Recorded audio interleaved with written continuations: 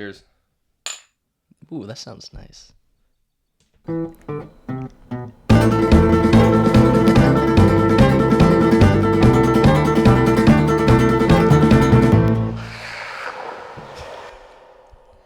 All right, welcome to 35 All Grip.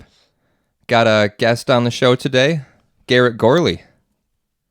Howdy, y'all. Thanks for being here, Garrett.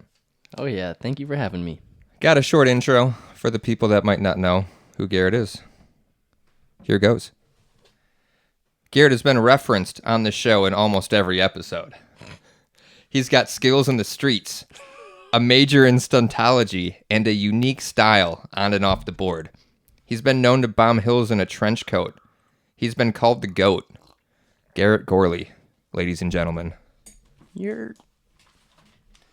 So, Garrett, I mean, we can start off, let's just start off with the basics. Where are you from? So I would say that I just grew up in Charlotte, North Carolina, the good old Piedmont, best place around, best of both worlds. Are you from, I thought you were from like Louisiana or something. So I was born in Virginia, Newport News, actually. But then I moved to Texas, and then we moved to Louisiana, Lafayette.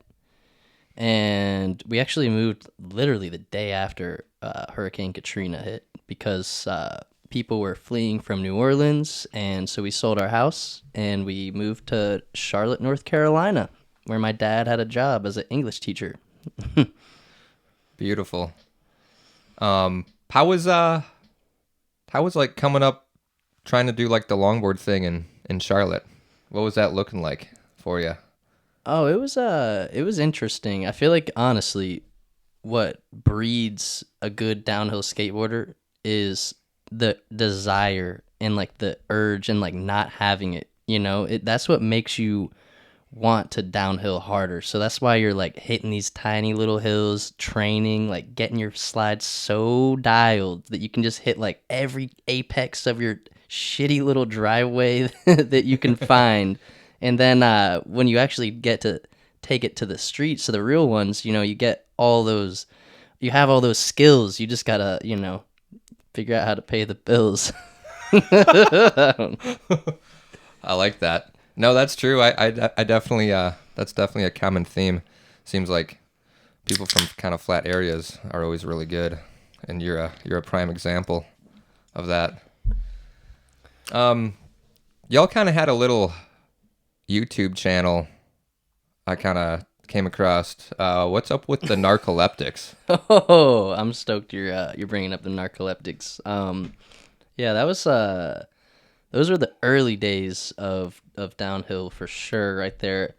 Right before that, let me just mention though, I grew up skateboarding in Louisiana, so my mom found like a board on the side of the road, and it was like leaning up against a trash can, like an old school Powell single kick, you know, classic board. And so I remember I started using that board, and then my brother got a skateboard that he didn't like, so I started using that, and I lived right behind a skate park, so I would go there all the time. That was like my favorite thing to do, was just ride my skateboard. I obsessed about it. So then in Charlotte, I got obsessed with skateboarding. All we had was one little shitty skate park that you could pay $2. So my mom would just drop me off there, and I would just skate there for every chance I could. And it was in like not the best area of Charlotte. I mean, you see some rough stuff over there, so that was interesting. But then I saw some longboarders in my neighborhood that were like some older kids, so that was kind of when I started getting into the longboarding stuff. And so I don't know if we should go there now, but let's go there. Okay, well, so one of the best outlets for me in suburbia was just smoking some weed and just cruising those streets. That was the most fun thing ever. I mean, you're going 20 miles per hour, 25, like one of your friends is on a street deck and they eat shit, and y'all like just team up on them. You're like, ditch. You just skate off on your longboards, and there's like someone just thrown to the wolves on their street deck. It was terrible. But so that was kind of my growing up with it. I had a Bomb Hills Not Country Sector 9 like pintail board. Right on. Yeah, and then I leveled up when I saw this, like, what was his name? Mike McGoldrick dude, 9 to 5 dude from Lanyards. I saw this crazy video of him skating in the rain. Got obsessed with that board and saved up so much money to buy that. It was like $150 or something. And yeah, that was a sick board. I remember I was skating with my friend Kevin Kang, who we went to like elementary, middle, and high together, and he got like a rain demon seed. That board was legendary. Like that double, what was it, like a drop down, and it was like a drop through. It was definitely a drop through. Yeah, so that thing was so low to the ground, you could hit some good, long, easy slides on it. So that was cool. But back to your question, that's like kind of like the embryonic phases of downhill for me. And after all that, we went to a slide jam in Atlanta. It was on like some hill. I think it was called the Terrace. I think that's the name of it. Have you ever heard of that? Not familiar, no. Well, I can't remember how. Somehow I think we already knew David, and we, like just through the slide jam network of the Southeast during the like 2010 to like 2015 probably, there was like a really not, maybe even it was maybe even 2009 to like 2014, somewhere around there was just a lot of slide jams happening in like the Alabama to like Charlotte to Atlanta area in the Southeast. So there was like a unified group of longboarders in the area, and so there was this slide jam at the Terrace in Atlanta. And that's when I met a lot of people like Dre. Oh, my God. I remember I thought he was the steeziest skateboarder I'd ever seen. He is. I mean, he was blasting airs off these little gnarly little bank ramps that would just launch you. So that was when I met him. And I think I had already met David. Maybe I hadn't. No, I had definitely met David at that point and taken a trip or two with him. And Kevin, me, Phil, Scar, Tucker Glasgow, who else? Brendan Brown. Those guys were we were all the same age and we all liked the same stuff. So that's how we kind of started the Narcoleptics. And the reason the Narcoleptics got start was because Tucker he might be narcoleptic. I can't remember, but he would fall asleep all the time. Like he would just be hanging out, and then you look over, you're like, where's Tucker? And he's just asleep on the side of the road somewhere, like missing all the action. So that's why we started calling it Narcoleptics. Okay. It's a cool little backstory to that. Yeah, y'all got some pretty rad videos in there. I was watching some good Victoria clips in there. Oh yeah, there were some good ones. I think at Victoria, or not my mom, but Philip Scar's mom, she was honestly the best cheerleader for a skate mom you could ever have. She loved it. I think she wanted Phil to just thrive in whatever he wanted to thrive in. So if he wanted to go put his life at risk breaking into neighborhoods and skating down roads in Asheville, she would load up a cooler with a bunch of fucking Coca-Colas for us, get in the car, pick us up in the morning on Saturday, and we would go and we would just have a time of our lives skating up and down roads. There's a really amazing, really funny story right quick of at Red Fox that was like the go-to hill back in the day in Boone. So like when Bailey and Brandon and Seth and all those guys were like kind of starting with downhill in Boone, like they would go there a lot. So we would take a trip up and visit them. And I remember one trip that Phil Scar's mom would drive us up to the top. And then she drove down to the bottom, and we were just like smoking a bowl at the top. Phil Scar's mom is at the bottom, just waiting on us to get to the bottom. Oh my God! Like honestly, shout out to Karen, shout out KK. You just spilled the beans right there. Oh yeah, I had to. Oh wow. Oh, that was a great time. I really enjoyed that era. Yeah, I mean, what's better than that, dude? Your mom's shuttling runs for you. Mm-hmm. So, you got we'll be skipping around. We don't have to necessarily do chronological. But you said you were doing slide jams and things like that. and then you were coming into the mountains here and there. How are those early mountain trips when you first started doing it? They were pretty fun. I feel like every time we would be like giddy in the car. I mean, starting out, Phil Scar's mom would drive us up, and I just remember like every fucking mountain road on the side, you'd be like, we should skate that, you know, like you just see like anything. You're like, what? Just like, I feel like you hadn't even processed the idea of like the fact that mountains exist and there's roads that are paved down it. Like it hasn't set in yet. Like there's roads fucking everywhere. So then we kind of evolved to the point where we got our own cars, and Phil had a pretty decent Acura, so he could take us up to the mountains. And so he would drive us up, me, Kevin, and Phil, usually in the morning, and we'd go skate as much as we could on the weekends, and then we would just like daydream. I mean, I would just sit there daydreaming in school about like the things I wanted to do in the mountains. And then we'd go take a mountain trip. I mean, every weekend. So that was kind of how that started.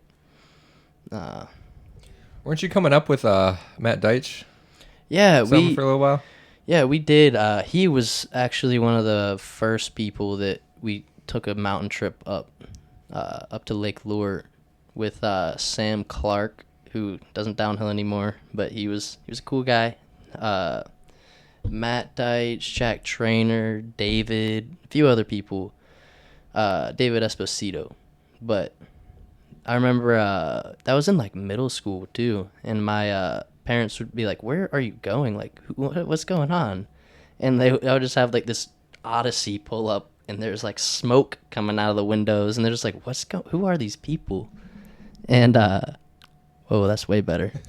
And so they would take us up to the mountains for $20, and we would go skate. We skated Leviathan. I think the first road that we saw that was a proper mountain road, it rained on us halfway up, and it was Can. So we got to the top of Can, and it was soaking wet, and I just remember being like, this isn't possible.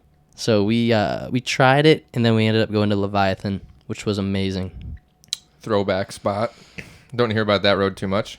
Nope. That's legit. Yeah, I remember hearing some stories from Matt kind of talking about bringing you up in the squad. Let's talk about besides Narcoleptics, we had kind of like a little skate squad called the Segs. Yep. What was up with the Segs? The Segs. I mean, that was...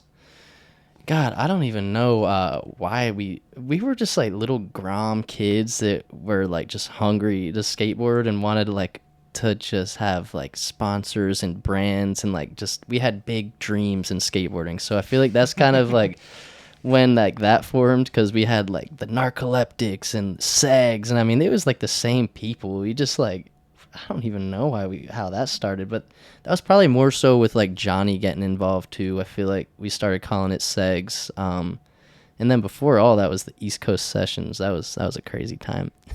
You see any of those videos? What's up with East Coast Sessions? That was like the Charlotte viral downhill skateboarding, longboarding. I would call that. That's not really downhill, but there were some viral videos on there. I mean, they had thousands of hits. We actually had a Daddy's Board Shop sponsorship. We had like 15 people. They sent fat boxes with like everything you could imagine. Yeah, we had like rich kids all over the place that had all the nice technology and the nice cameras. So we were filming, putting out crazy videos, and like it was pretty good. We were pushing ourselves as hard to the max on Piedmont Hills. So that was cool.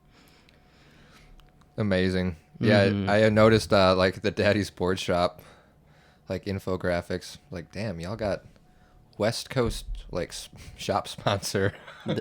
There's some videos on East Coast Sessions that shouldn't be on the internet.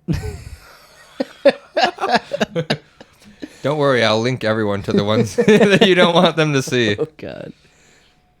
Oh man. Yeah, with Segs and going on, you said you were doing slide jams before. When were you kind of start to kind of branch out and kind of start doing races and stuff like that? Well, I would say, man, I don't know. I think honestly, the idea of racing, I didn't even really like think about the idea of racing. All I really knew was like skate park competitions, and then your dream was always like, let's get sponsored. Like you see like other people might get like a skate sponsor, and it's crazy the amount of hookup they got. So being not that great at skateboarding, I feel like I jumped into downhill like, ooh, I could do the same thing with this. I could get sponsored.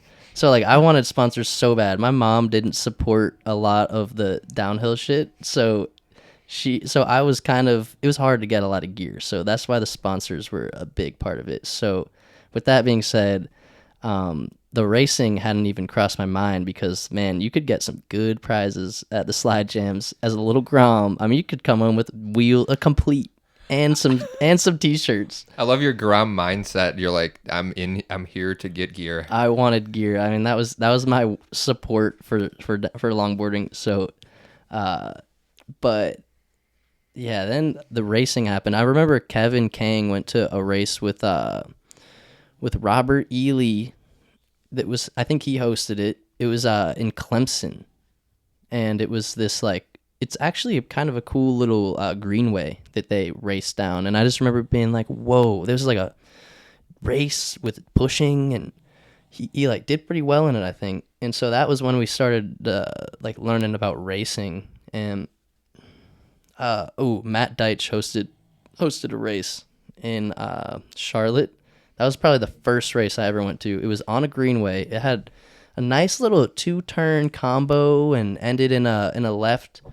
And it was raining that day. I remember I brought my leaf blower so we could try to dry the road off. And there was a slide jam afterwards. And that was my first ever slide jam and race combo. And that's definitely when I was able to get connected with some of the other longboarders in the Southeast and learn more about some of that downhill racing stuff. So after that, there might have been some like little tiny like races, like this road called Abersham up in North Charlotte area. That was it was like the classic undeveloped neighborhood. Went downhill, no cars, big nice sweeping turns. It's a pretty good learning road. I mean, you can get up to like 35. So we just had massive pack runs. 35 all grip. Yep, exactly. It was 35 all grip. It was. So yeah, that was a good intro to racing. And then after that was probably I Love Downhill in like, what was that? Maybe 2014, 2013. Yeah, I remember that. I think that's probably when I first met you, perhaps, because I remember Matt was there, and your Grom squad was there. Yeah, how did Matt got involved in our squad? KK, shout out KK. She drove us all the way up, Phil Scar's mom, from Charlotte. It was like it was such a long drive, and I remember we were sitting in the car like playing some game on like an iPad, and she's like, "Can you turn the screen off? It's kind of bothering me while I'm driving." And we're like, "No, we are helpless," for like the whole drive, just kind of sitting there, plotting on what we were gonna do when we got there. We had like a Airbnb on the bottom corner that had like a jacuzzi in it. It was legit. Like we were set. That was as cool as it could be. And Matt tagged in there, and I don't know what he cooked some meals for us. He introduced me to yoga that trip, and man, did I need it. I think that's what helped me get second place in Grom. Whoa! And then I thought I was invincible. Who won? Who won that race? You remember? Shit. Was it? I have a picture of the podium on my Instagram, so we might have to find that. But can't remember who won that one. I just remember I don't know how I got second place, but I think that guy David Ramirez. Oh yeah. He was like, yep. He was like going to win. He was so fucking good, so fast, so aggressive. And something happened, and I was able to kind of get the pass on him, and it was really tight at the end. And I remember there was kind of some aggression. It was like, yo, you didn't get second or some shit like that happened, but I ended up securing second place. I got the board, the Bustin' like Batmobile mounted on my in my room right now. Oh, nice. It was like a transformative race for you and Matt and Jack and the whole Segs crew. Yeah, 'Cause that was. Didn't all y'all podium? Yeah, I think Pretty like much. everyone got up there. Hey, maybe it's possible like even like Johnny might have gotten up on that podium or something. I can't remember. We'll find a We picture. need to and find link. that, yeah, because I would be really curious to see who won that. Yeah, I'm not sure. I want to say like Jonas Richter, but like maybe not. I don't Might think have he was not in been a Grom anymore. Grom. Nah, Grom was so fucking easy. I mean, there was no competition. I'm sorry, but it was like I was a kook from the Piedmont, and I was terrified on that road. I remember doing like somersaults in some of those corners. And so I pulled it together by the race, and I remember I just came out lucky on that. I thought my racing career was about to begin, but I was far from that. Ooh. Well, you eventually. I just want to get to it. I want to talk about the castle. Oh wait, can I say one more thing really quick about I Love Downhill that just hit my mind? Please, fire away, man. So that was like my first I was like maybe a freshman in high school. That was like one of my first introductory to like partying and drinking. And I remember we got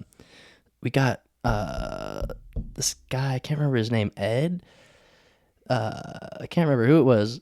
He was older, and he got us all these Four Locos because Phil Scar would only drink Four Locos. And So you freshmen in high school have we have got favorites. We got beyond fucked up. No, I wanted beer, but that didn't happen. And I just remember I had this super cool tie-dye shirt, and I had my first girlfriend, and she got me that tie-dye shirt, and she dumped me because I threw the shirt in the fire after a huge chant. And there was like all these cool photos that someone took, like professional level photos of me like flicking off the shirt in the fire, and then someone like pants me, and they made me I mean, they just took advantage of me at that party. But boy, I learned how fun it could be at skate races. I wasn't gonna go into this part, but I mean, Yeah, sorry, I just had to bring that part up because if you want to go, yeah, that kind of like made me realize how much I was like into downhill. Like it was just it was just really fun all around. Like the people were cool people. It was a good community of people all over the East Coast and even beyond that to an extent for those races. So that's when I realized like this is a cool group of people to be a part of. hell yeah, it really is. We got a cool little like tiny community that does this like weird thing for fun. Yeah, for sure. It is fun. I need to do it more often nowadays, but I'm landlocked in the Piedmont. Yeah, we'll get you. We'll get you out of there soon. Yeah, please. I wanted to talk about the castle in App State though, because I mean, you eventually go on to go to college. Mm-hmm. Yeah, that was. I wasn't even planning on going to college. I wasn't gonna apply anywhere, and then I just remember my brother really pushing me to apply to college because he thought, if you get in, it might be worth going, and. So I ended up applying to App State, and I got in, and so I was really stoked, and that was the only college I applied to, the only college I wanted to go to, because I loved Boone. We hadn't really touched too much on Asheville. I think we were aware that Asheville was definitely the shit for skating, but I went on like I checked out UNCA, and just was like, this is I don't like the vibe of UNCA that much. And then I went to App State and was like, this is the vibe that I'm looking for. And it was, land of roads at the time because more had been discovered in Boone at that time. Yeah, absolutely. I feel like Boone's had a more like bustling scene in that era too, especially with like the App State. Mm-hmm. And so did I move crew. there before you? Yeah, I didn't live in the castle because definitely. Because my sophomore year, I moved into the castle, and you were there. Correct. So you must have moved in there over the summer, right, or something like that. Yeah, start of summer.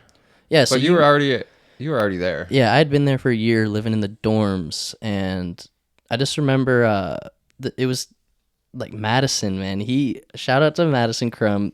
I mean, he definitely changed my life in a lot of ways. But he would pick me up after his work schedule and whatnot, or even just if he wasn't working, but he would just bless me. He'd pick me up and take me to the castle, and we would hang out there, skate the castle corner, go on some other road trips, and he just took me under his wing and showed me a lot of the awesome stuff to skate in Boone. So he was kind of like my mentor figure almost, and like one of my closer friends in college. Awesome. Yeah. Shout out Madison. He's the best. I got a guest question from Madison. I don't know if this is the best time to play it, but we're just going to go for it. So here it goes. What's up, Dan and Garrett? Hope the convo's going good. Got a question for Garrett. First off, why did you turn down the Arbor deal and stick with, what's the name of the company, like Asteroid or Shooting Stars? Something I can't remember, but, what was the decision involved in that? You could have been the original Cole Trotta. And also, Stunt Beer. Why aren't you taking Stunt Beer seriously? That could be a national brand.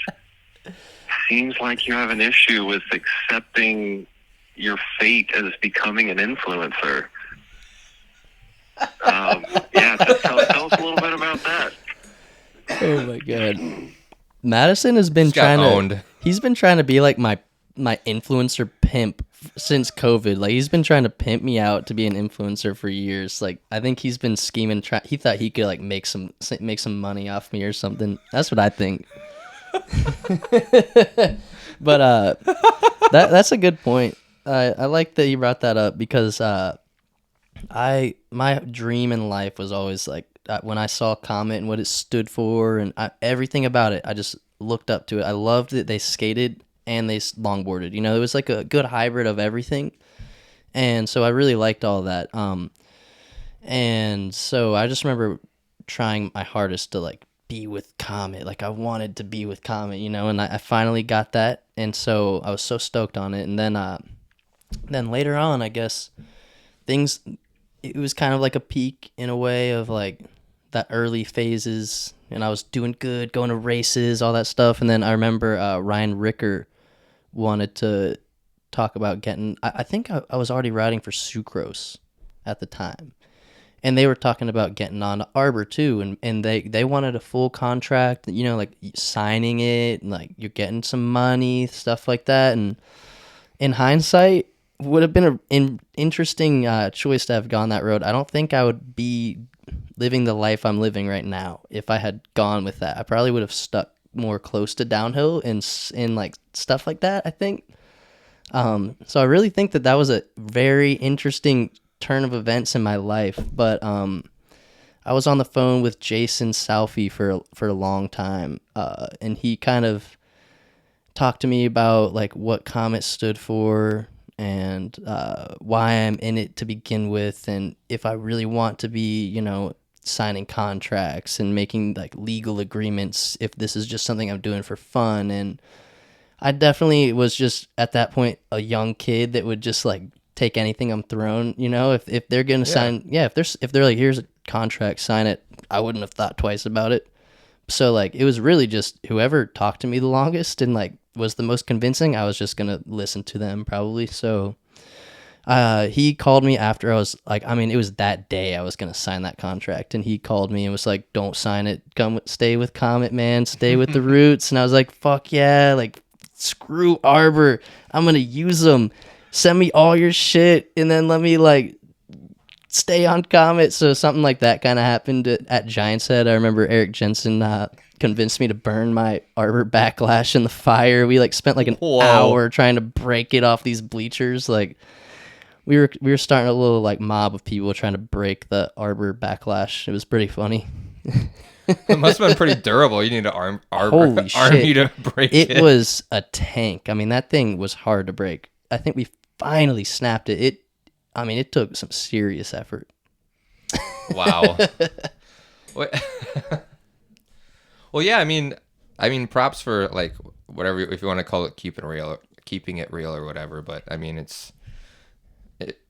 what if it did happen or it didn't? I don't think it really changed too much of your trajectory, to be honest, because when it comes down to it, you were still gonna skate and do whatever you wanted. Yeah, still So. gonna skate. I think I would have probably tried to like go more on that corporate skate kind of mentality though. Like I would have tried probably to get more raw runs, to get more footage and like all that kind of stuff. But in the long run, that shit sucks. like just skate for fun, because unless you're gonna get a car sponsorship, like who fucking cares really?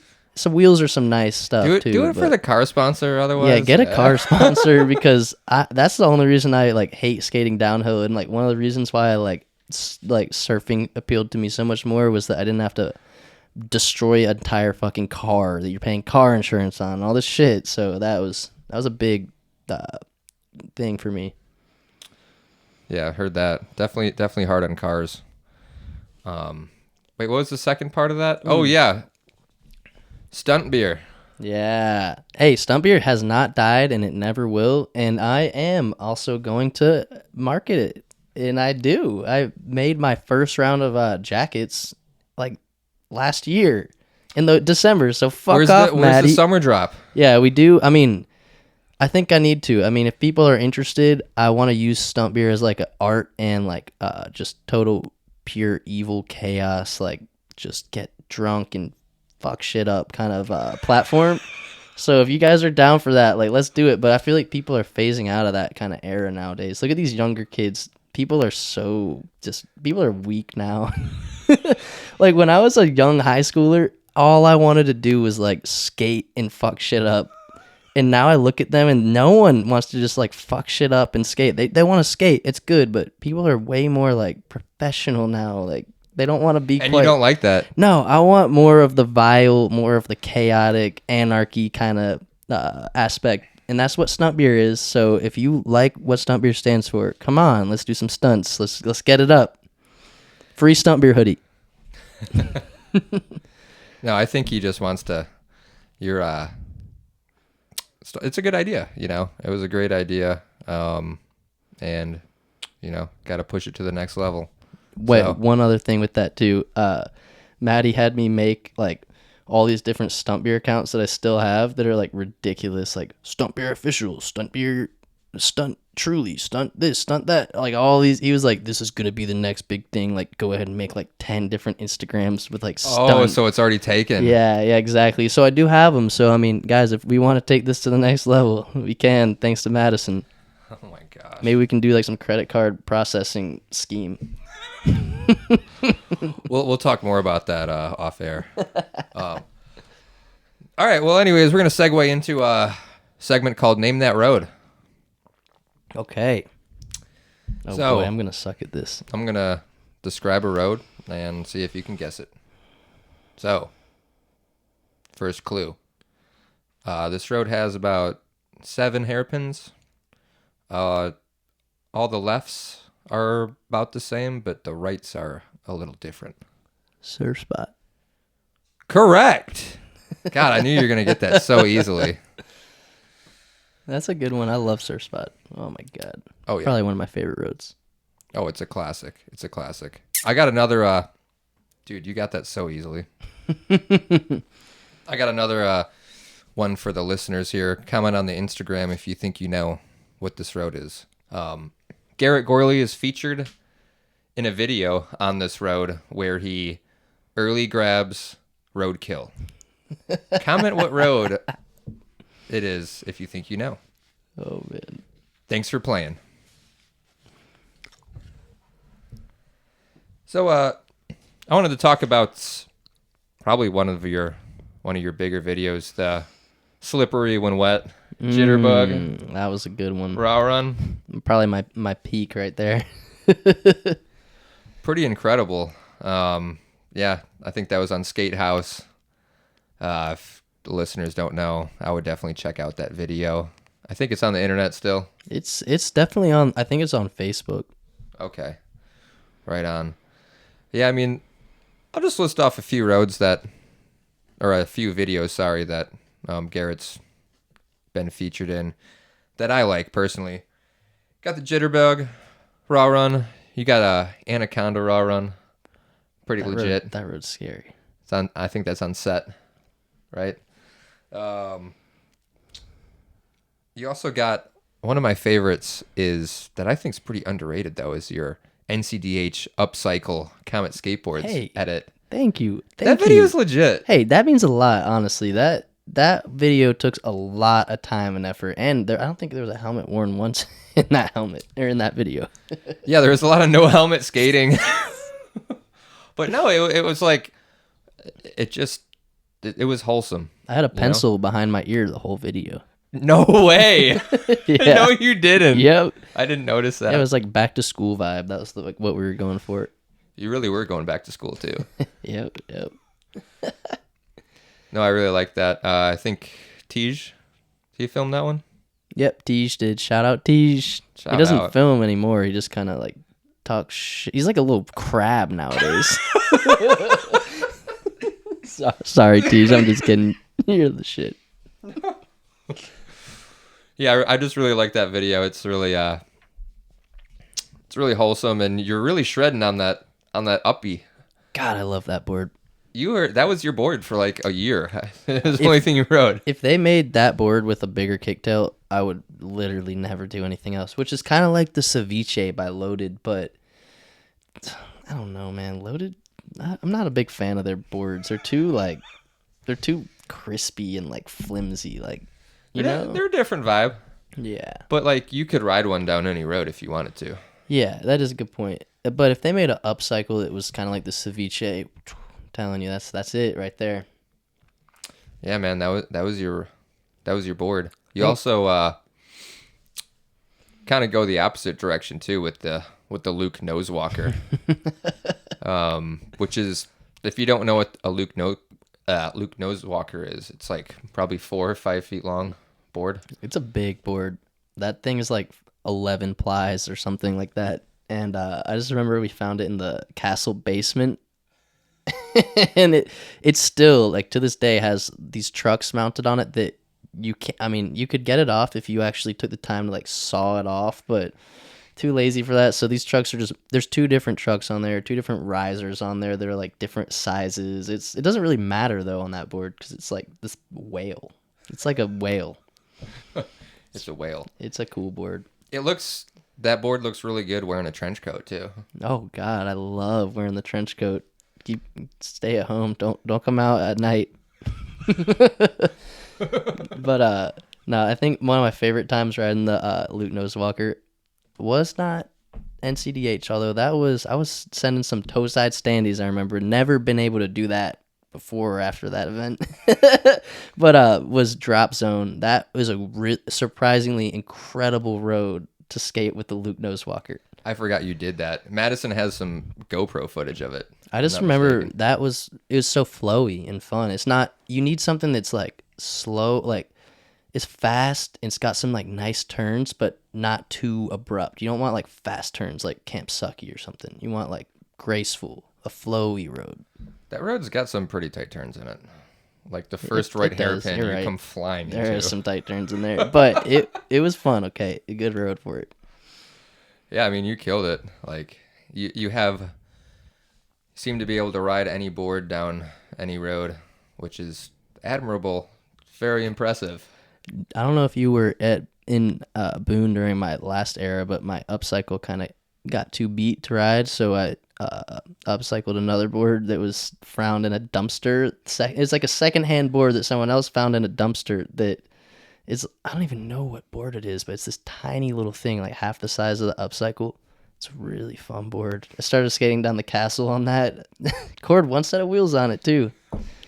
This dude has a board sponsor and is picking boards out of the trash and riding them. Yeah, I'm sorry. No, I love it. It's amazing. I want to talk about stunt beer a little longer. What's your favorite kind of stunt beer? Like your type? Like for me, my favorite type of stunt beer is like a stunt luge. Yeah, I mean that is honestly what that's like, just the easy out for a stunt. Is just Whoa. do it is. I'm sorry, but like I love all stunt beers, but I want to see some more like stunt oriented stunt beers rather than just like a vessel to pour it through. Like, cool, you poured it through like a garden bucket. Cool, you poured it How through did you know? Whoa. Cool, you poured it through a colander. Cool, you put it down a hose. Like, let's think about outside the box. Like, let's drive, like, put your head, like, about a centimeter away from, like, a car tire and, like, have the car, like, drive over the beer and, like, drink the beer as it, it gets smashed by the car tire, you know? Or, like, you know, drive down the highway and, like, get out of your car and, like, stand on the roof and, like, shotgun it and then, like, get back in and keep driving. You know, like, we need some... we need some more reckless activities. These are some reckless ideas. Yeah. Come on, we'll think of some better ones at some point. Oh yeah. I think one of my favorite ones though, I really love we had like an era at the castle where we were just doing stunt beers all day. It was a great time. I loved that era. But I remember one that was funny was like the duct tape, where we got an absurd amount of duct tape and made this like 20-foot long luge down like the stair set. And I think Jesse was the one that drank it. And oh my god, that was really funny. So it was a duct tape luge that went down the stairs. Yeah, and he was down at the bottom. You can find it on Stunt Beer. That was a good one. The beer cocky one is always like classic Stunt Beer. I just love that because of the willingness. Like the willingness of doing that Stunt Beer was just heinous. That's a stunt luge. Both of those are. So You said you didn't like stunt luges. I know, and I'm naming like, the these are some really good stunt luges. Yeah, you're right. But it's just because most of them are stunt luges. And hey, no hate. It's cool, but I would like to see some more creativity. It's hard to think outside of stunt luge. It is, because it just works so good. Mm-hmm. I mean, what about your stunt carcass? Wait, what was the stunt carcass? The turkey. Oh, yeah, see, that's a luge too. That's a stunt luge, but the stunt carcass is a family tradition at this point. I mean, every Thanksgiving, it doesn't matter who's there, we're doing a stunt carcass. Like, even if it's like my mom's like family is there, you know, they're about to get exposed to the truth. And they were this last year. They loved it. And my cousins were stunt carcassing. I mean, it was great. I mean, that's what I want to see. You guys should always do that at your family Thanksgivings. Just pour the beer through this carcass at the end. You'll love it. Wow, amazing. Yeah, no, I'll definitely try and incorporate that into my Thanksgiving activities. It's good to have Thanksgiving like traditions like that, rituals. It's honestly repulsive watching the videos of the turkey carcass. It does look. It looks more gross than it is. Tastes pretty good. Check out at Stunt Beer for stunt turkey carcass content. What's up with waving at black cows? Oh yeah, that's like a phenomenon that existed in Boone. I don't know who coined that, honestly. Was it Ben Wayne? I heard it from you, so I don't know. I feel like it was one of those like older Boone guys, like Phil Baldwin, Ben Wayne, like Eric Fahrenhold, like kind of that. Those guys kind of like found out about that one. But I remember one time for a school paper, actually, they wanted us to write like a paper about like a ritual. So I remember thinking, what's like a good ritual to do this on? Like anything I can write about skateboarding, like any chance I get, I want to, you know? So if I can tie skateboarding into my academia, then I was doing that. And so I investigated it a little bit. And I remember it actually has to do with, there's like a type of cow, I think, it's like a New Jersey cow, and like it exists over there. And it had something to do with like the Derby. It was weird. I don't exactly know why, but it was something about good luck waving and you'll do well at the Derby. Something like that was what I kind of found out. But there is some evidence on the internet. Like it does actually have some backing to it. So it's not just like skaters coined it. I think there is a little bit of history with it. I always wave at the black cows. Yeah, it's a great ritual. I remember, I don't know if I was there or not, but James Smollett didn't wave at the black cows that one time when they skated. What was it called? The mallet. I think it was the mallet, which was across from Kong. And James like ate shit and like broke his leg. And I remember that day he like didn't wave at the black cows, and he completely blames it on that. Oh my gosh. So it's real. It really is. If it crosses your mind when you're passing a pasture, just do it. Don't let that moment go by. Just do it. It's worth it. You said you weren't too successful in racing, but you did have some couple race accomplishments. You were the 2017 Brixton overall points winner, if I'm not mistaken. That was peak. I went back and dug up some archives, and yeah, dude, you won the Brixton overall. So. That was from like, I guess, sheer showing up, because like Madison was the one kind of in charge of that, and I lived with him, so like it's like when you're a little kid and you don't want to go to church, but your like parents force you to go with them. That's kind of what it was like. Like there was no option. You're going if you're in that house. Like you were going.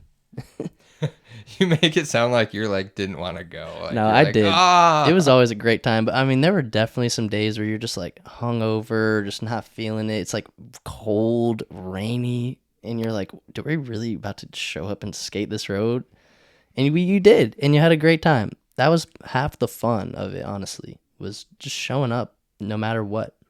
That's half the battle, and I guess that's why you took the overall. Mm-hmm.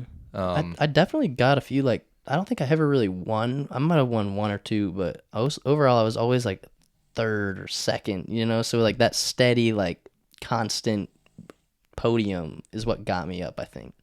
Was that the year there was like a shortboard class too or something, and you just like annihilated? There Wasn't might there have like been a something shortboard like class? that. We had some weird things like that. Maybe some little handicaps to keep Muff from like winning every single event. Yeah, I think that was Madison's Handicaps. plan to try and because I think Muff was like poised to win and he wasn't at the last race or something. Ooh, and I remember the last race it was like extra points or something.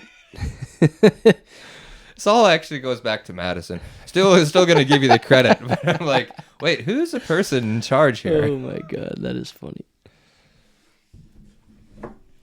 Yeah, yeah. If you didn't know what the Brixton is, it was a monthly race in Boone, and a lot of good prospects have came out of that event. Honestly, over the years, like I remember Cactus Kevin coming to Brixton's. Yeah, that years was back, really cool. and I feel like it's been a cool event that everyone can have fun at, and it's also kind of a stepping stone into like competing, and it's fun. Yeah, and, it's got that same concept as like Paradise. Like it's not like Paradise, but you can ride down to a dead end. You're 100% sure there's no cars coming up, so you can it's a great learning hill too. So there was a lot of people that I feel like showed up as like a safe space to learn, and I feel like that's important to have in your downhill scene. Is like you need to have like that opportunity for like you need to create a safe space for people to want to learn, because if all you're doing is like being exclusive and going to skate like downhill gnarly runs with like your little pack, like no one else, like it's gonna die. Like the sport will die because like those kids might get burned out, and then there's no one else that's coming in. Like I feel like it is important to like have like the Brixton, the concept of just having a traditional like every Sunday we have this event, like you come at this hour at this time, and I mean it's such a good way to keep the community like all together, which I think Will does that here a lot. And yeah, seems like it's really it's thriving in Nashville, so I love seeing all this, and the spirit of the Brixton is still going. Yeah, so it's awesome. It's kind of changed roads and stuff, but it's still going. Mm-hmm. I got a guest question from Suze. Okay. Here goes. God comes down to earth and says the world will end if you don't pick between surfing or downhill. Which one do you choose? That's like a fucked up question to ask. That's like mom or dad. You have to pick. Which one? You're on a downhill podcast. So. Yeah, no, I don't want to like just be like thrown to the wolves here, but I mean, like that's a tough question, because like if I could say surfing, I would say surfing, but I feel like the longevity of surfing with our current situation environmentally, surfing might not be as viable of a sport in the near future. Like downhill is like a great post-apocalyptic sport, so I might have to say downhill just because I could probably I could stay doing downhill if the world burns down, you know? You can't really stay surfing, but surfing, man, the feeling of like going in and getting wet and coming out and you don't feel nasty. Like when you do a skate sesh, like you have like fucking microplastic in your pores. You don't think you have some in the ocean? Yeah, I mean, maybe, but there's like, it feels way better. When you get out, you don't even need a shower half the time. You feel ready to start your day. But you're covered in salt water. If I were to you gotta don, shower. if I go like blast 10 runs down surf spot with like 15 people in front of me and just get sprayed with urethane, like I feel disgusting. Or I have road rash on me. Ugh, like I do like that you don't have to deal with that in surfing. But downhill is like stable, you know? It's always there. You don't have to decide on the swell, you don't have to decide on the wave, you don't have to decide on it's not as location and like environmentally dependent, you know? So I think that if I had to pick between the two, given our circumstances in life, I would probably have to pick downhill because I know I could keep downhilling for like a longer time potentially than I can surf if the world ends. Wow. Yeah, I swear this is not a bias. Sorry, I'm just answer. processing that answer. Okay. All right, folks. We got the wheel back out. Sponsored by Dumpster Jack Sound Experience. This thing is amazing. Hit them up for all your entertainment needs. We got a wheel here. Garrett, why don't you go ahead and spin that wheel? Oh, boy. Oh, boy. All right.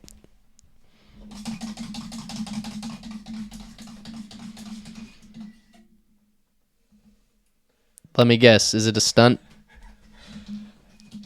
Oh, hold up. Stunt beer. Hell yeah. Hey, grab me a beer, will you? Or, yeah, I don't want that tall boy. That's a tall boy. Let me get you one. Yeah, hey, get me a Miller. Yeah, thanks. The good beers are for drinking. The bad beers are for stunt, you know. All right, so Garrett's going to do a stunt beer for us. All right. I like how we have the egg here, too, though. I am a little hungry, so... Which one you want first, the egg or the beer? Which one would make me more likely to throw up? I would do the egg first and wash it down with the beer. Okay, yeah, let's do that, yeah.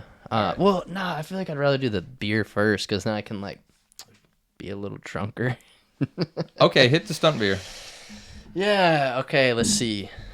He's just doing it on the fly stunt beer. I don't know what he's going to do.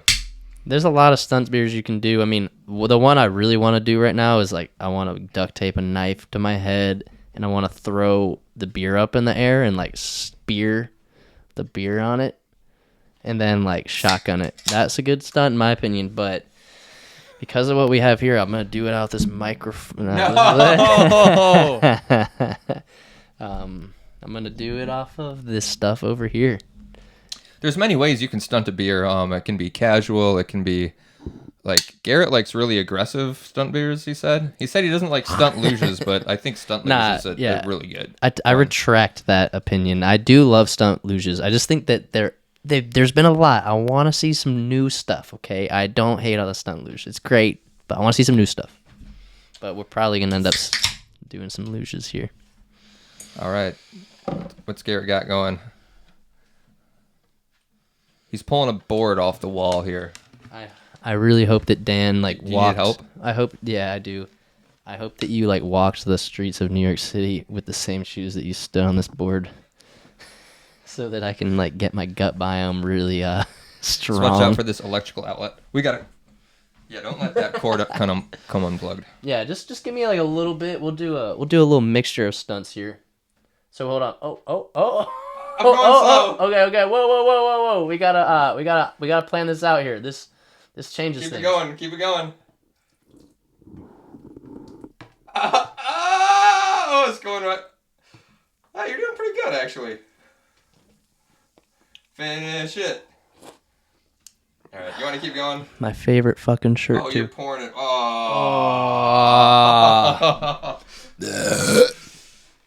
Here, we can just put, yeah, you do whatever you want. Yeah. Oh, you don't want me to hang it back? Hang it back up. Yeah, sure, why not? Hold on, we're not done. We'll do another one, too. We're not done because you haven't eaten an egg yet. Oh! All right, he's going for We'll top another it one. off with this. I'm gonna take my shirt off though. Always either have a stuntable shirt or take your shirt off. Added bonus. For the listeners, he is indeed taking his shirt off. I Here's look like your antler. I peed my pants too. I don't know what he's gonna do here. We're gonna stunt right off it like this. It's gonna look super cool. You see that? You want me to pour it? Yeah. Pour it nice, easy, slow, and steezy. All right. Let me put this behind my head. Just give me a nice slow pour. Oh.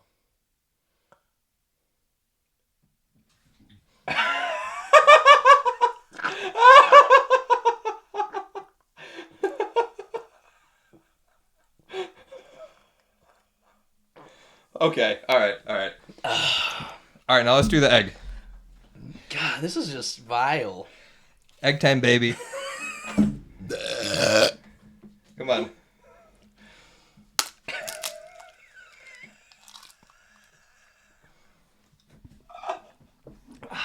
I'm a little fishy. We're just getting warmed up. Got a little eggshell crunch. Yeah. Wow, you took that like a champ. It honestly is like, it's good nutrition. Like, I saw you eat that pizza earlier, and I was like, God damn. Don't be telling people I was eating pizza. Yeah, he eats Papa John's. It was a papadilla. Anyways. I wanted to... Oh, wait. This is your beer. Sorry. I might need to put my shirt back on.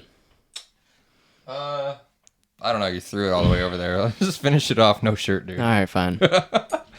Okay, so back on track. We kind of just barely touched on Jitterbug. I wanted to kind of go back and talk more about that day and your experience at that road. Oh, sorry. Sorry.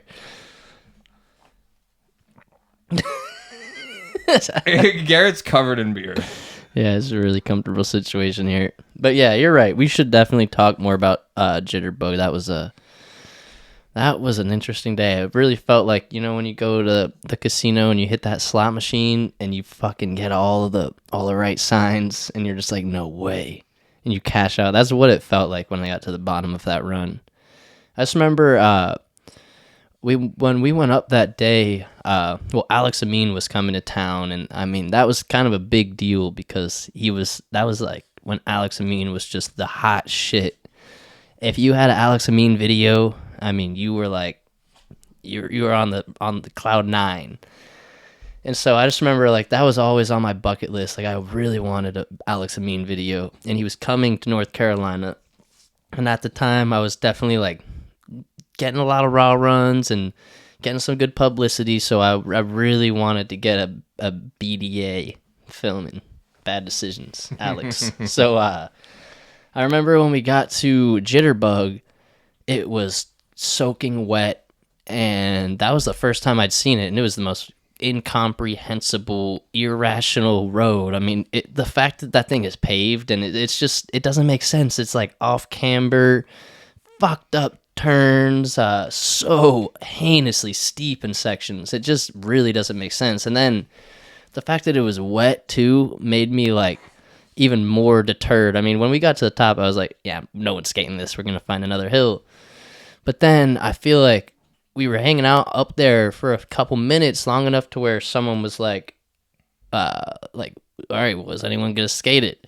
And all of a sudden my heart just started pounding, and I was like, this could be it. This could be the time where I skate down this road and get filmed by Alex Amin. And I was like, fuck it, like, let's just do it. I'll do it. And I remember we did 2 runs, and I think he like put both the runs together.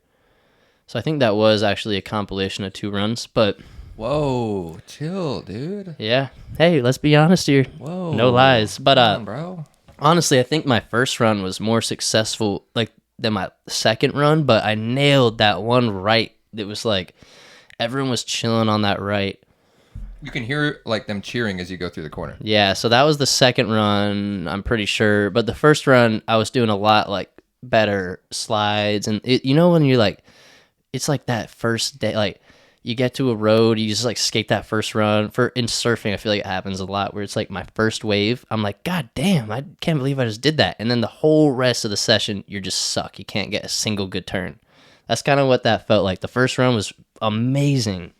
Sorry. And then the second run though, I just nailed that one corner so good. I mean, it didn't make sense because when that road is wet, there's no control. Like you start your slide and you don't know where you're going to end. Like it's pretty much impossible to like maintain control because whatever way the road slopes, you're probably going to end up going, or whatever way you like start your slide. So I just remember like I started my slide not expecting to slide like the entire length of that straightaway, and just like kept sliding it, and all of a sudden I was like, I'm about to go off the road in the apex, and then it just worked out to where I just hit it so perfect. And then I just like felt this car like brush my shirt on that turn right after that. And I was like, holy shit. And like hadn't really thought about how close he was to me until that moment. I was like, God damn, he's way too close. But I just remember like I was just like hold it together after that corner, because I was like, okay, that was good. Hold it together for the rest of this road. Don't fuck up. And then I just did my best not to, and it worked out. It was very impressive. You're being followed by a car on a wet road has some 30% grade features on it. I mean, the car is not slowing down. No, I was I was one of those kids, I feel like, in the beginning of downhill where I didn't realize how dangerous some of the stuff was. Like I was like, it's fine. Let's just do it.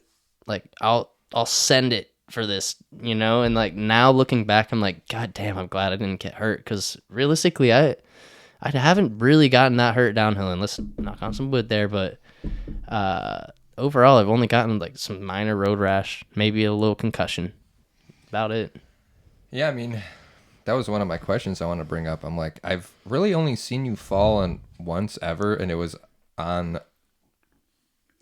this Evo I had set up, super sketch, and we were skating some random thing where you forgot your board or something. Was that Ben Jash? Could it have been?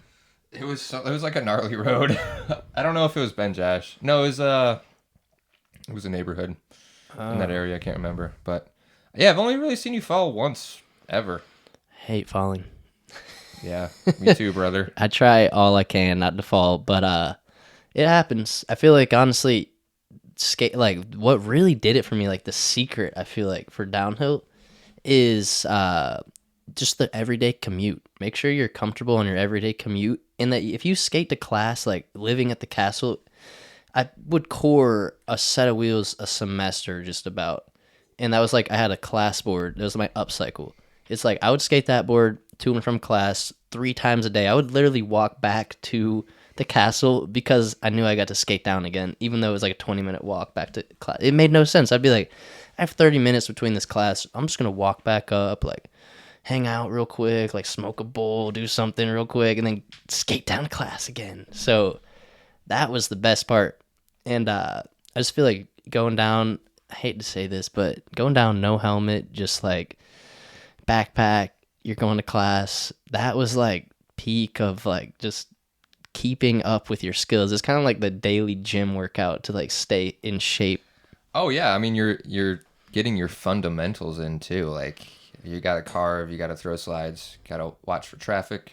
Yeah, it gets you good with that technical. Yeah, it gets you good with that technical sliding. So that I feel like was really what helped a lot with just like maintaining my my stand-up game and like preventing the falls from happening. Because like there were days where I would eat shit on that Upcycle, doing a little toe side, high side, got blood on me. Now I walk into class all bloodied up, just like, come on. It's like, I feel like the stakes are higher than just like falling on your normal sesh when you have to like fall on your way to class. So like it makes it, you don't want to fall. That commute is no slouch of a run either. It's a fun road. It's like an actual run. God, I just remember like some of my favorite memories on that road was like Brendan, Kevin, Johnny, like all that, like the Southeast Grom Squad, Narcoleptics, like that whole crew. We would just like post up at the castle for the weekend in high school, and we would just bomb down that road. at night after drinking beers on street decks, on whatever. And it was just like the most liberating shit to do. And I mean, those are the kind of memories I feel like that like really like were the glue that held me together with downhill a lot. It was just like those reckless idiot nights, you know? Good Lord.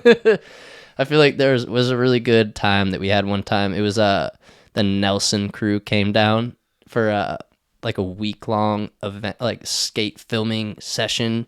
I think Phil Scar was riding for Nelson at the time. And we definitely, I can't say some stuff, but we did some crazy like filming at night on Sugar Baby. That was sick. I do remember Sugar Baby? Yeah, do you remember Sugar Baby? Yeah. Yeah, Sugar Baby's a slow road. It's like you probably don't go faster than like 25 or 30 like in a big draft train pushing as hard as you can. You probably scrub twice, but it's technical. Like and especially at like 10 o'clock at night after like 5 or 6 beers, you know, and shotgun, like if you have Johnny Rutherford around, like, god damn, all you're doing is shotgunning beers all night long. Yeah, I didn't really shotgun beers often until like kind of Johnny came around. It was like got me in a shotgun. He started era. that era. I loved it. He was such a like kingpin of just like the getting fucked up and like skating and partying, like that lifestyle. He really he promoted that really well. Big Dog, God, that was like the most toxic fucking masculine like shit. Like, are you a big dog? Are you a big dog? You're being a little dog right now. Like, I loved it though. We ate that shit up. Wizard staffs.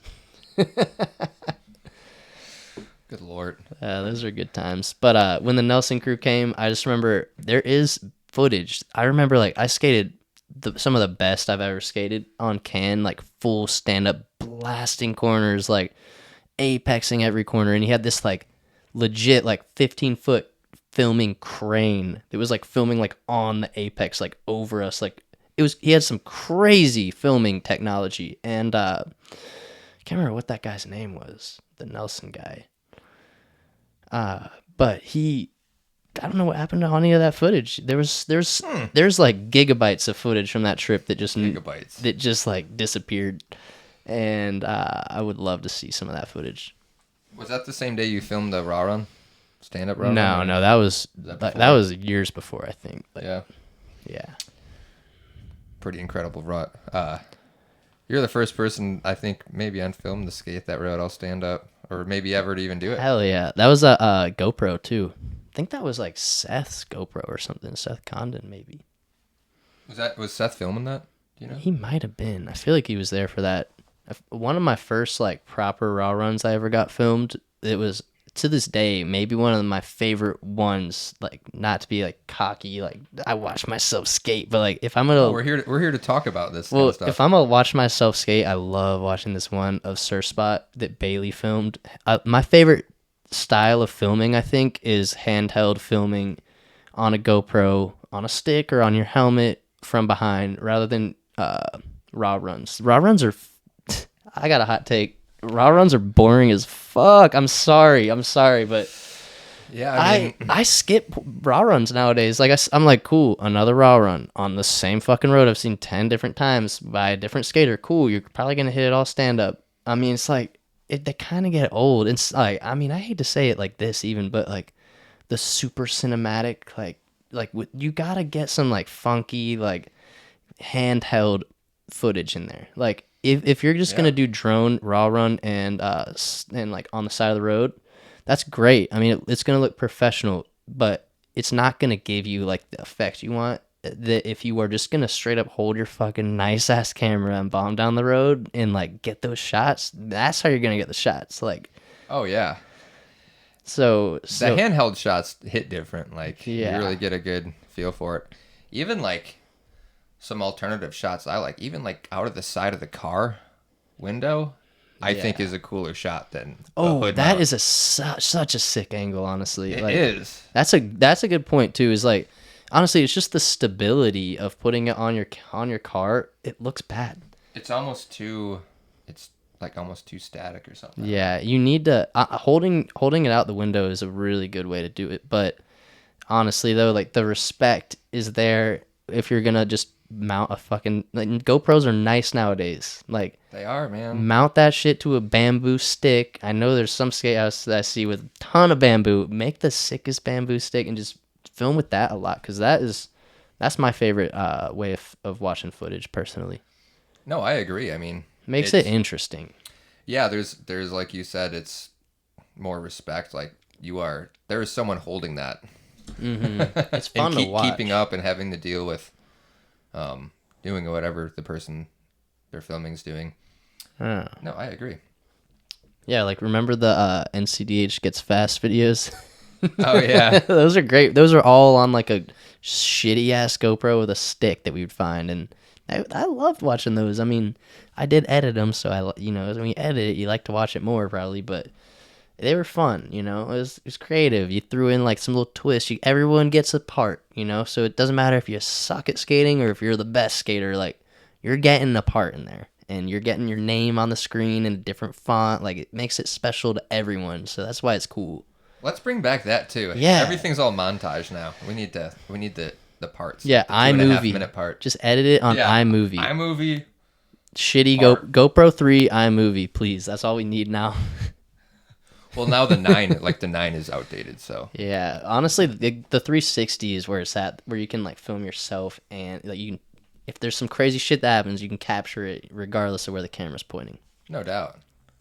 There's a couple roads I wanted to cover too while we're talking. One of them would be, can't go with this interview without talking about Borderlands. Oh God. Because I know that's a road that you definitely have spent some time at. Yeah, Borderlands is amazing. I love that road. Shout out, I pretty sure to Rob for like conquering that road. He was the colonizer of the downhill industry with that road. Great name. Has like you cross the Tennessee and North Carolina border. Like whoa, no, you say whatever you want. No, I don't care. All the spots are fucking online. You can find everything. Like there's no point in gatekeeping. Oh no, I say roads openly on here. Yeah, but let me think with that road. There was one crazy time. So I'll just tell you a little bit about that road too. If you haven't ever skated it, you totally should. The view at the top, 360 degree. I mean, it's like if you were to have like a wedding ceremony, like man, get it on top of Borderlands. That place is perfect venue for that. Yeah. I mean, it looks like it's made for that. They have great mushrooms that you can eat growing on that road. Like, it's a good ecological area, too. But you can really, like, the top hairpin section, you could just sesh that for days. It's fun. It's kind of grippy, a little gnarly. The cracks have probably gotten way worse lately. But then it, like, opens up into this weirdly like flat but surprisingly steep and like dangerous right. You know what I'm talking about? It's like it doesn't look steep when you're driving on it or when you're about to skate down, but all of a sudden you're going like intensely fast and you have this like impossible right that's like flat and off camber. That it looks like nothing. You know what I'm talking about though? After the hairpin set. Yeah, and depending on which way the wind's blowing, it's totally like if you got a headwind, no problem. If you got a tailwind, that road is fucking scary on that. That corner is one of the scariest corners to me. But then after that is the most amazing left corner. I think. You think the right's sketchier than the left?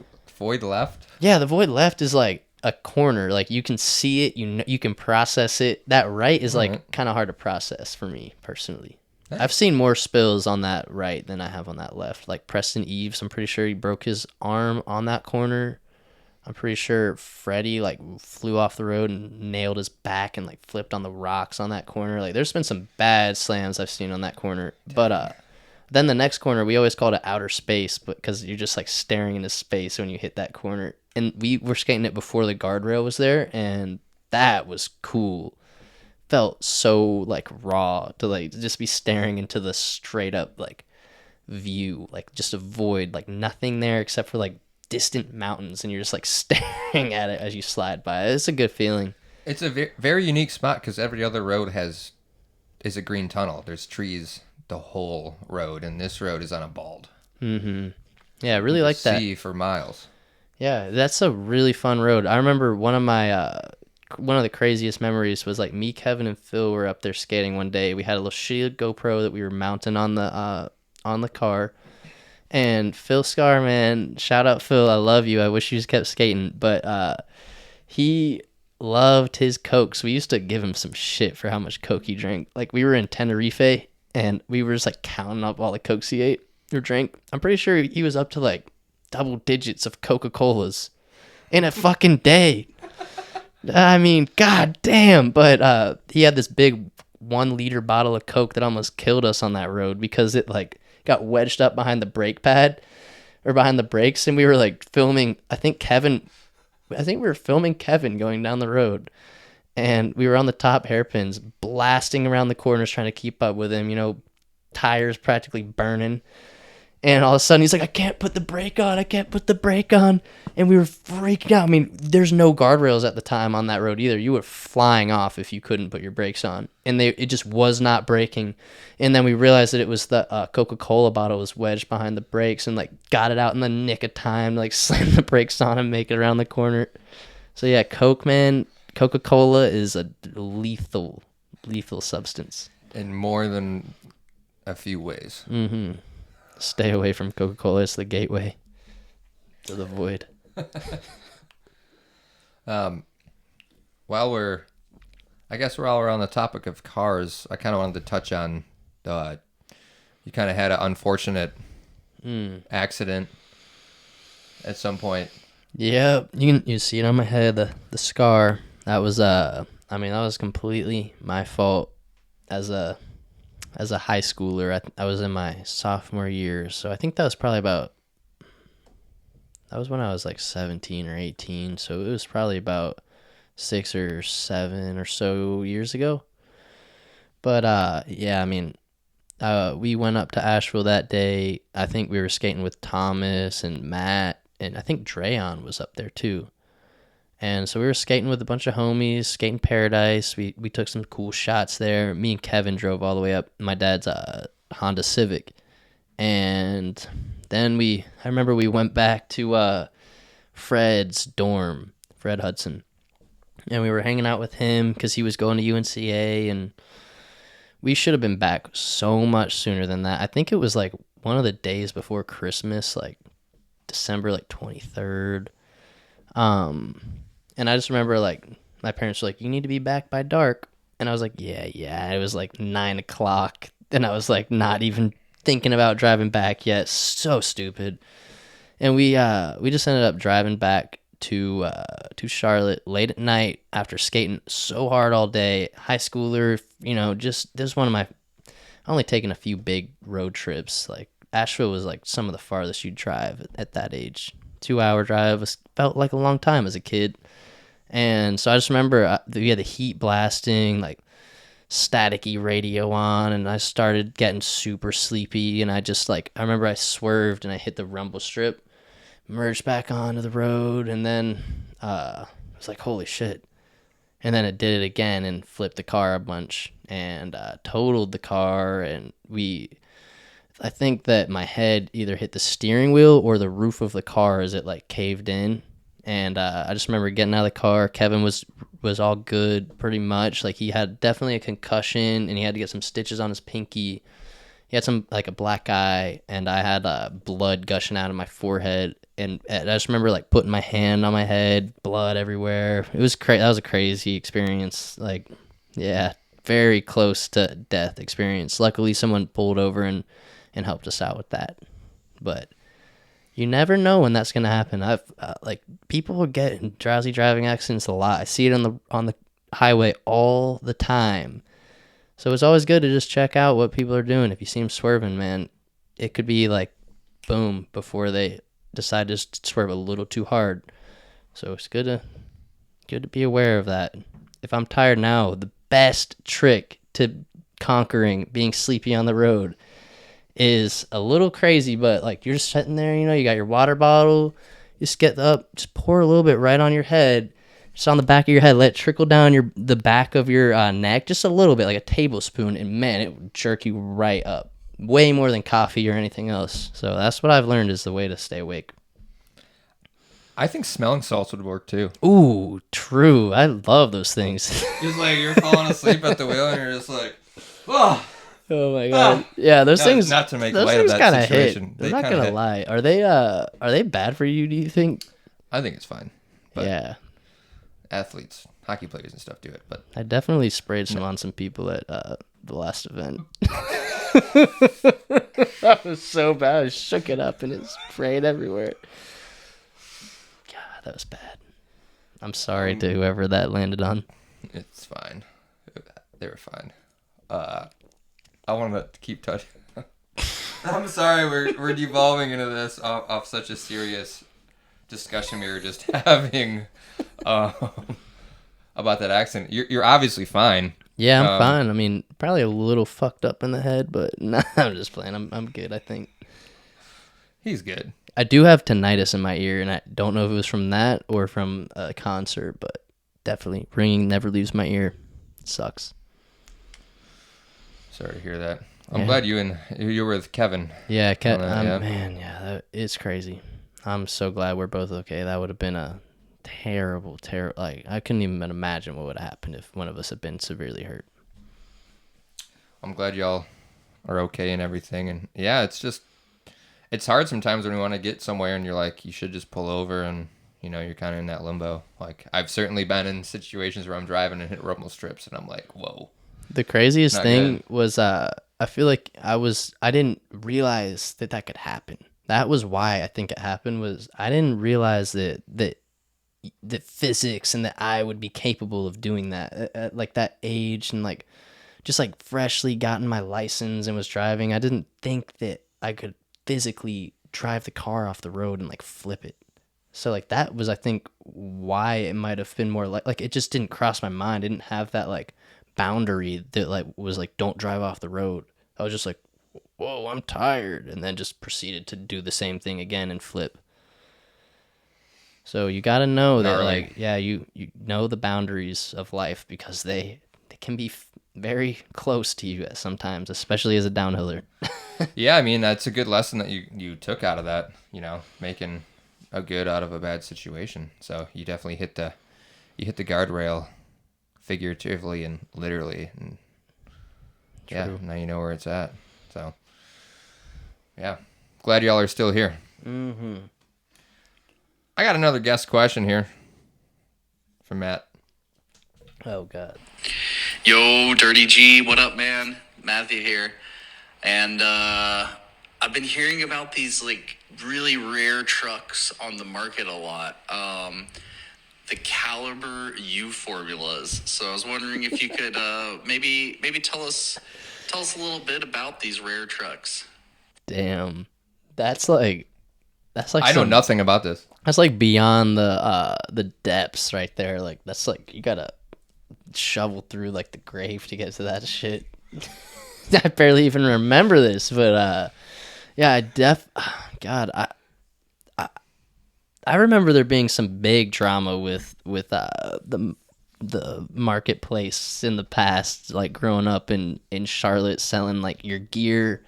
This is like a Charlotte gear swap. Yeah, we had like Charlotte gear swaps, and I remember like a lot of like we would always use those things, like, you know, you sell, you trade, that kind of stuff. And I honestly am pretty sure it was Phil Scar that he's thinking of, not me. I think I might be clear on that, but maybe somehow I roped something into that. But I definitely sold some things on the marketplace that were bent. I will say that, and it could have been to Matt, but I'm pretty sure that Phil Scar sold these bent ass trucks. Oh, you're moving blame. Yeah, it was Phil Scar. I'm pretty sure he sold some bent ass trucks. I'm pretty sure to Matt, but yeah, those U formula trucks, like U formula. I swear, he has me mixed up with Phil Scar here. I swear it wasn't me, because that's some shit. That's some shit Phil would have done, like sell some trucks like that, and they're like, "Yo, I think these trucks are like bent." Oh no, they're just U formula. It's like the Caliber V2. That's fucked up. I swear. That's got to be what that was. I mean, I'm pretty sure that's what that was. Was not me. Allegedly. Swear. Yeah. He's pleading the fifth, it sounds like. No, it wasn't me. Yeah, I've heard about this story, I think, a little bit now that I think about it. All right, we're moving on now. Got another road on the list I want to talk about, while we're kind of riffing on roads. I want to talk about Iggy's for a little while. I love that road. Yeah, you kind of had like a couple kind of god tier roads at your disposal in your stint at App State, and I mean that was one of them. Yeah, I honestly feel like I didn't get to skate Iggy's as much as I wanted to, but I definitely had some sessions there, and that road was iconic. It was one of the best. I feel like it was kind of far away, compared to some. Yeah, I mean it's like an hour 20. Yeah, for sure. I guess that's not bad, but I remember I skated that road a few different times. Man, it's amazing. I was thinking, like, if there's any road in the world, I mean, that road, just like the layout of it, like the way, like there's some of those drops just you don't see in other places in the world that are like quite as like, it's like a roller coaster. I mean, like the way it will like drop super steep and then it will literally go uphill for a second, like it will go boom and then it will like hit like a flat section and go up a little bit. Like just like having something like that, like it's probably one of the closest roads to a roller coaster that you could skate. It has ups, downs, slants, banks, off cambers, like flowy, pumpy sections, like what do you call those little divots in the road, like sinkhole almost status parts of the road. It's got sinkholes in it. Yeah, it's got like shit that like it's got like a natural, Red Fox is kind of like that too. You know how it's like half the road is like falling, so it has those like flowy, humpy sections. Yeah. I feel like there's kind of. Oh no, you're comparing Red Fox to Iggy's now. I'm only comparing like Okay. one of those corners where they have like that little like pump section. You know what I'm talking about at Red Fox, where they have that little flowy pump section through a corner. Yeah, I mean, Red Fox is a road I've been to like twice. Oh well, I was like that. The era was over once I kind of. I just like how it feels like the road, like whoever, they didn't do a good job, I feel like, of like flattening the earth when they paved that road. How they like it'll flatten out and then they'll pave on top of the flat part. I feel like maybe the mountain was moving too much because it like has like a skate park feeling to it almost, which is cool. It's a sick road, man. Yeah, We should all go there sometime. yeah. What was that? Who's that guy's name that owns the ATV that shows up with a gun? It's pretty scary, honestly, when he shows up. He's like a nice guy, but he has a gun on him, and he shows up in like a wife beater with a ATV. And you're out there in the boondocks, and you see him. You don't feel safe. You don't feel like you're about to like hang out with a friend.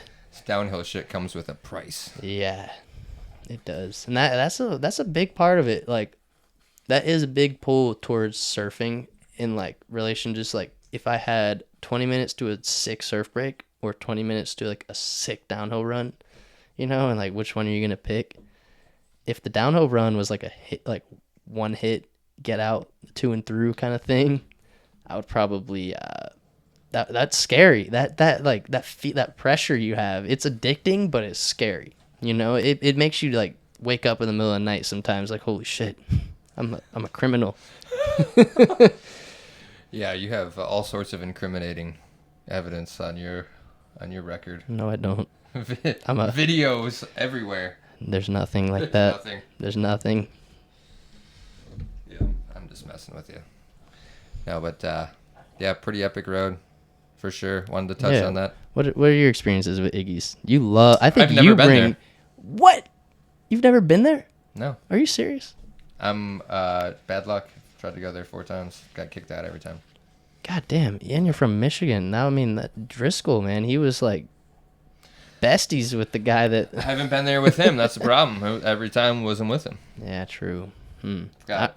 I remember being really pissed off about him like making friends with that guy. I was like, God damn it, what is this? It was good for everyone, though. Yeah. Yeah. Well, you've kind of been into kind of a new wave of things. I mean, we've been talking about surfing. You've been into surfing pretty heavily the last 3-4 years, and kind kind of into some other things. What kind of you been up to? I see you been messing around with like some mushrooms and owls. And, Hey, you gotta stay sane in the Piedmont. I'll say that. hanging out with baby owls. Yeah, like in my backyard in Charlotte, we have just a beautiful oasis of nature. I mean, we have baby raccoons nesting in my neighbor's shed. We have owl babies. And did you know that Charlotte, North Carolina, has like one of the highest owl populations in the nation because of its suburban sprawl and its location in the southeast? It has one of the biggest owl populations. Really cool to know. Interesting. They just like Charlotte. Yeah, I think they like the big trees and the spacious, like there's not like a big understory. It's just like big trees and then grass, so they can find all the little voles and the little squirrels. You know, they can find them and hunt them and kill them and eat them. I see them like grab fish out of the creek behind our house, but I mean at my house I've been learning a lot about homesteading, so it's pretty cool. Been taking like it's really cool stuff. If you're into gardening at all, you should definitely check out Jadam farming and Korean natural farming. It's a really cool approach that's super cheap. Teaches you how to build all your own stuff. And I mean, I'm really obsessed with this plant called pawpaw. So you should definitely check out that plant. It's like, it tastes like a pineapple and a mango and like a dessert, like a pie mixed in one fruit. And it's native to North Carolina. So you should get involved in that. It's in Asheville. He's a pawpaw guy. Yeah, I am a pawpaw guy. Now, you've been inoculating mushrooms too, if I'm not mistaken. Yeah, we've been inoculating some stuff. Got logs? Yeah, If you're looking for a log, hit me up. I'll give you a log for free even. But I probably have like close to 70 plus logs that I probably put like maybe like 48 hours into. I mean, each log takes a fucking long time to inoculate. You get mushroom spawn, you get a mushroom like thing that you like put it in there, and then you like push it out into these, you drill holes into the log, and then you like fill each of the holes with a little bit of mushroom spawn. And then over time that mushroom spawn colonizes the log, and it probably takes about a year or so. And then you start getting like shiitakes, oysters growing out of it. It's pretty cool. And you get 1 inch diameter of your log is like 1 year of growth of mushrooms. So if you have a big fat log that's like a stump, if you inoculate the whole thing and start getting mushrooms off it, you will have mushrooms for a decade plus. It's pretty cool. that's cool. I want to get a log. Yeah, I got you. It's fun, it's easy, and mushrooms taste delicious. So, I mean, it's a good way to make some food at your house. It's fun. It's really easy to get into. So, you know, without access to roads, without access to surfing, right now while I'm in Charlotte, I've been really into mountain biking and skating parks and logs and and growing things. No, that's legit. I love that you're kind of pivoting into, you know, some new territory and exploring some things. Yeah, I work as a youth development agent in Charlotte now for the university, and it's pretty cool. 4-H. It's a really fun time. You were just on the news, right? Yeah, I got on the news in Charlotte. It's a young professional we got right here. Yeah, I'm trying to, just have a good time and show kids, educate kids on important things in life. You know, not stunt beer related. That's all separate. That's adult. Yeah, stuff. that's adult stuff for sure. We should have like an adult summer camp. Oh, yeah, Wouldn't that be skate cool? event.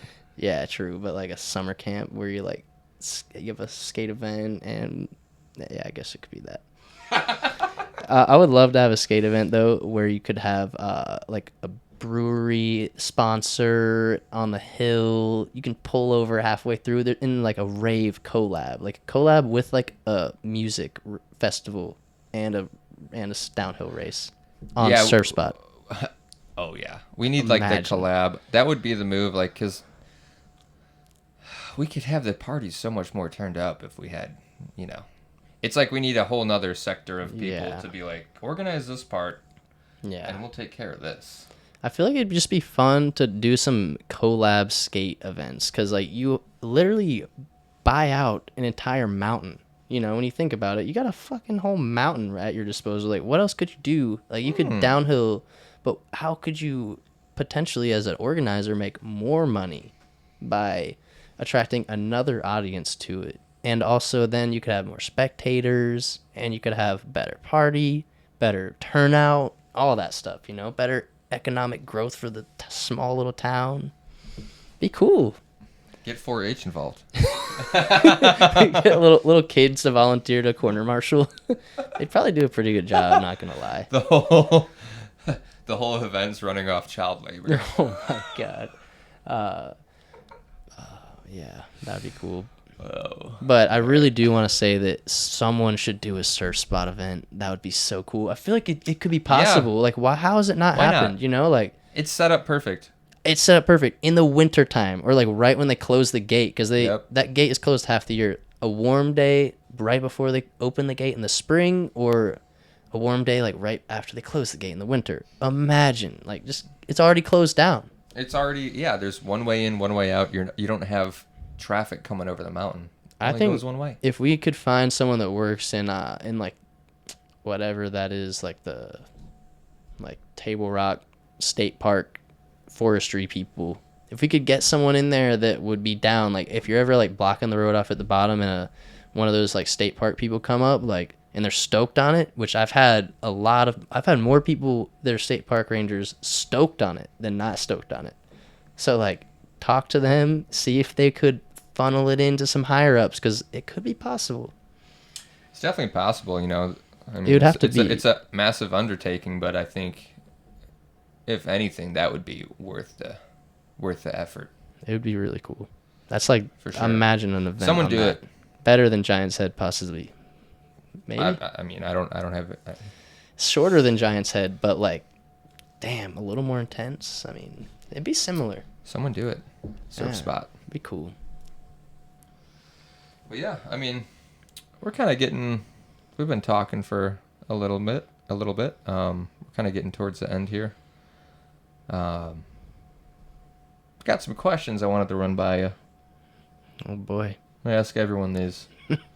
So here goes. What's your favorite pavement? My least favorite pavement is probably the Wood Booger. Oh, hot Sorry. take. Yeah, the Wood Booger, man, like after being on like a little bit of hiatus and going there, I was like, God damn it, I just don't like this pavement. I hate it. It was fine. It was fine. I'm pavement princess because I haven't been skating as much. But my favorite pavement is probably pavement like Surf Spot. I love that pavement. It's not like Not a crack in it. yeah, it's great, but I don't like like way too smooth of pavement. I don't like way too grippy or chundery of pavement. I like a nice in between. You know, like a little chunder is not bad, but not enough to where you're like doing a stand up slide and your feet have switched positions when you finish the stand up slide. Heard that. Paradise, I love Paradise. The road is amazing. Concept of it, great, but it is a little grippy to me. I think it's gotten better over the years, though. It probably has. It's been a year or two. It's aged nicely.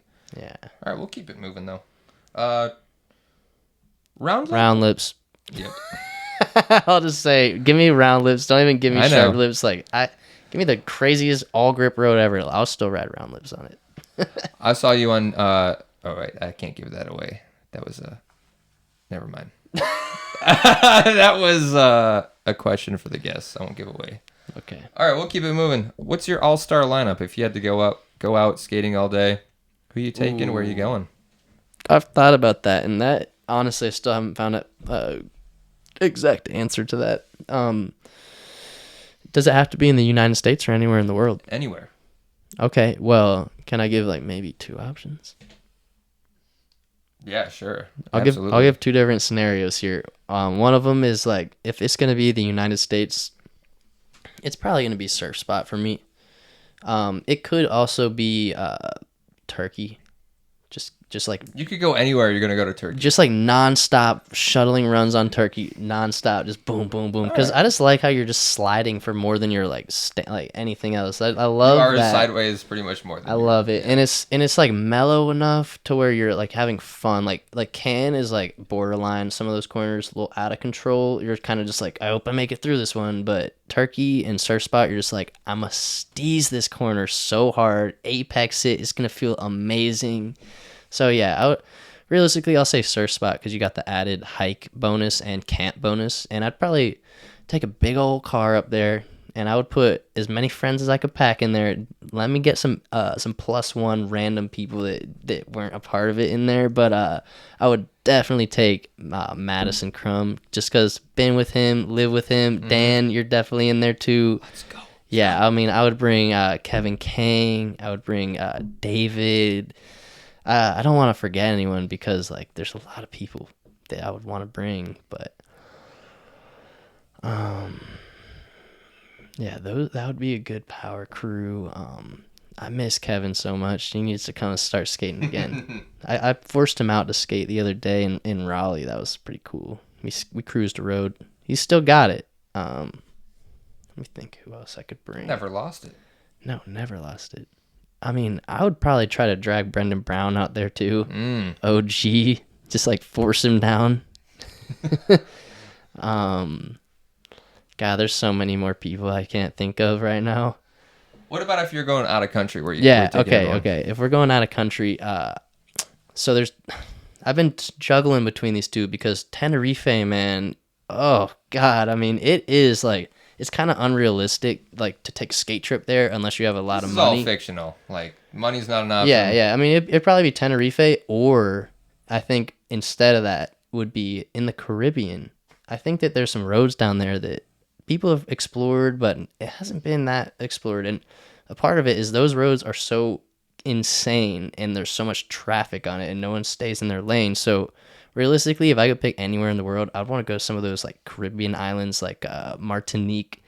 I've seen videos because I had a friend that went down to Martinique for like a study abroad, and I just remember she knew I skated downhill and was like, "These roads are crazy. You couldn't skate these roads. Like you would die. Like you'll die if you skate these roads." And when no, that's what I want. When you hear that, you're like, "Fuck yeah, I want to skate those roads." So I was like, "Send me videos of the sketchiest roads you've found that look like they have nice pavement." And she sent me videos of those roads, and I was just like, what the actual fuck is this? I mean, they looked insane. They looked like can status roads that were like perfect, weird, like that, like weird, like blacktop smooth pavement. It's not like that grippy blacktop stuff. It's like that buttery blacktop stuff with like that white line in the middle. Sounds like we should go. Yeah, I feel like there's a lot of roads. Like my girlfriend Taya, she was in St. Lucia over like a year ago or so, and she was sending me videos, and she said the same thing. She said you cannot. Oh, there's like a race there. There's like there is a scene there, and she was like, you wouldn't be able to skate these roads. Like I know downhill, you would die if you skated these roads. So I would go there with a big pack of skaters, like same crew. Just a squad of my closest downhill homies, and we would go hit those roads with no traffic. Let's go. Yeah, maybe a chicken or two in the road, but that's it.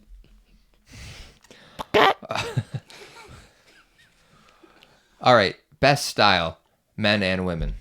Who you got? That's a good one. Best style. Let me think.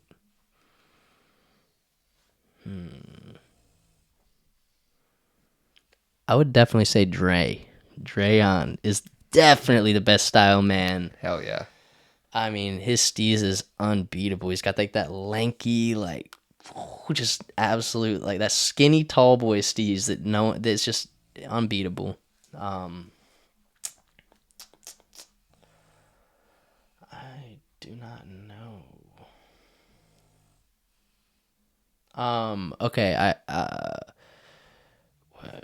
what's her name? I'm trying to think of her name. She starts with an A. She lives in Spain. She was really steezy. I was very impressed with her skating skills. Anna? No. He's pondering. He's a careful talker when he comes to this. I want to say her name was Allie. I know that people will know who it is, so you can like say it in the comments because she's probably one of the steeziest girl skaters. I skated with her when I spent some time in Spain, and thought she was one of the best skaters. Hell yeah! Shout out if you Shout know out. who we're talking about. Shout them out in the comments. Who's the GOAT? I mean, I would probably have to say, David is the GOAT for sure. Hell yeah. He's still in the game too. You know, that's what it is. Like I'm not gonna say I'm not in the game anymore. I still am, but I'm not present. I'm not living in Asheville. I'm not skating hills every day. Like he is still doing it. You know, so mad props to David. He is out there just doing the damn thing. Oh yeah, that's a good pick. Who do you think is like the most underrated? I would probably say like the Durr twins. Oh yeah, Super underrated. I watch their videos and I'm like, what the fuck? Like, you guys are killing it. I love what they're doing. Like, I love how I just see them skating streets, skating hills, doing all sorts of funky shit Hard with wheels. the trike, with the the hard trike, wheels. dude, the grip trike. I love it. Oh my god, you guys are killing it. I mean, it's like I admire it a lot. I love like how you're just encompassing everything. Oh yeah, they're killing it. Very they're not underrated. going to be underrated for too long, though. No. I mean, yeah, that's a great pick. Yeah, I mean, kind of been talking for a while. I don't know if you got any other points you wanted to bring up or anything we. Let's see. I did just remember missed. maybe one of my gnarlier crashes was just the stupidest crash ever. It was like at the castle. I remember it was like Halloween night. I was with Thomas and Aaron, and I bombed down that water tower road. You know what I'm talking about? Oh, right off Juna? Yeah, stupid water tower road on my street deck. And there's that little grate at the bottom. And I hit the grate and slammed my head on the uphill part of the road. And I just remember like the back of my head hit it hard. There's some blood on it. And I was like, well, damn, this isn't going to fuck up my Halloween night. And proceeded to get absolutely belligerent. And definitely regret that because I was like, was I concussed? Am I okay? What is life anymore after that? So that was a bad and very like dumb decision to like drink after I got a concussion. So Don't drink after getting concussed. don't do that. That was probably one of like the dumbest, worst injuries I've gotten just in like mental health wise. Damn. Yeah, let's see. We lived together for a few years. Garrett and I lived together. Oh yeah, we lived at the castle together. That was really cool. You were like my first roommate after living in my home with my parents. Yeah. Yeah, what a turn of events for you and me. Yeah, that was incredible. I honestly would not have wished it any other way. I lived with some mature, responsible people that showed me a great way to live life. Maybe I seemed mature, but You were pretty mature. Forza every night, pizza for dinner. yeah, Nah. you know, Capone's Pizza, shout out. Bush Light. Oh man, one big life hack during my college times was that Bush Ice was like cheaper to buy the 12-pack than the 24-pack. This dude was the most stoked person on Bush Ice of anyone. Because the 12-pack was cheaper than the 24-pack, all I wanted to do was buy that because it was like the value I sniped out. You get less for less. Yeah. I don't know. Yeah. Shout out Bush Ice. Yeah, Bush Ice sponsor and maybe like a Honda sponsor would be perfect. No, I mean back to the castle. Yeah, we had a good for the better part of a year. Garrett and I, Madison and Suze, all lived together. That was some memorable times in my life. That was Quite the household we had going on. I think Madeline might be still living there. I think the castle might be getting passed on as no longer a downhill skate house. It might be done. Yeah, It might actually be done now, which I bet you could still pull up and you might be able to stay still pull up. Can we pull our castle card there? Is that for life? Yeah, I hope it's for life. I mean, it's Suze's house. I think it's getting sold or something. I don't know. Oh, I don't that's know. crazy. We don't got to get into the specifics, but yeah, I mean, I think we're about there. You know, this interview's been quite a journey. Started with a shirt on, it's off.